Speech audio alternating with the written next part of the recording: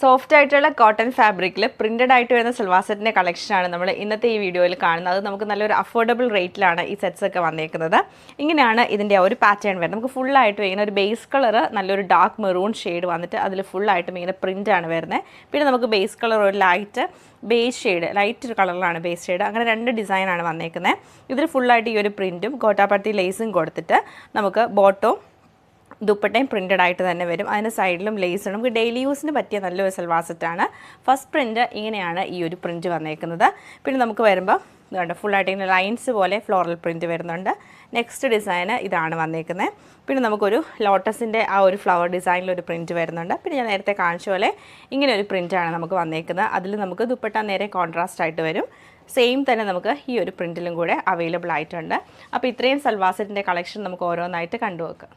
ഇതാണ് നമുക്ക് ഈ ഒരു ഫസ്റ്റ് പ്രിൻറ്റ് വന്നേക്കുന്നത്. ഫുള്ളായിട്ടും ഇങ്ങനെ ഈ ഒരു ഫ്ലോറൽ പ്രിൻ്റ് ആണ് വരുന്നത്. നമുക്ക് ബാക്ക് സൈഡും സെയിം ഒരു പ്രിൻറ്റ് തന്നെ വരും. പിന്നെ നമുക്ക് ബോട്ടത്തിൻ്റെ ഫാബ്രിക് സെപ്പറേറ്റ് ഇവിടെ അറ്റാച്ച് ചെയ്തിട്ട് അതിൻ്റെ ഉള്ളിലൂടെയാണ് നമ്മൾ ഈ ഒരു ലേസ് പാറ്റേൺ ചെയ്തേക്കുന്നത്.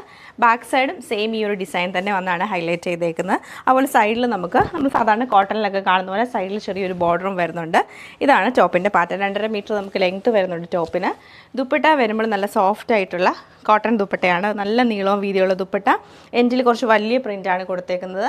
ബോട്ടം സെയിം കോട്ടൺ ബോട്ടം തന്നെയാണ് ഇതിൻ്റെ കൂടെ പെയർ ചെയ്തത്. ഇങ്ങനെയാണ് നമ്മുടെ ഈ ഒരു സെക്കൻഡ് പ്രിൻറ്റ് വന്നേക്കുന്നത്. ഇതിൽ ഫുള്ളായിട്ട് ഇങ്ങനെ പ്രിൻ്റാണ് വരുന്നത്. ചെറിയ ചെറിയ പ്രിൻറ്റ് വരും. ഓരോ ചെറിയ ഡിസൈൻ ഡിഫറൻസേ വരുന്നുള്ളൂ ഓരോത്തിലും. ബാക്ക് സൈഡിലും സെയിം പ്രിൻറ്റ്. അത് ഫ്രണ്ടിലും ബാക്കിലും നമുക്ക് സെയിം പ്രിൻറ്റും സൈഡിലൊരു ബോർഡറുമാണ്. ദുപ്പട്ട വരുമ്പോഴത്തേക്ക് ഇങ്ങനെ നല്ലൊരു വേവ് പാറ്റേണിൽ ഇങ്ങനെയാണ് ദുപ്പട്ട വന്നേക്കുന്നത്. ബോട്ടം സെയിം ഈ ദുപ്പട്ടയുടെ സെൻറ്ററിലെ പ്രിൻ്റാണ് നമുക്ക് ബോട്ടം വരുന്നത്. സെയിം കളർ കോമ്പിനേഷൻ തന്നെ ഇങ്ങനെയാണ് ഈ ഒരു പാറ്റേൺ വന്നേക്കുന്നത്.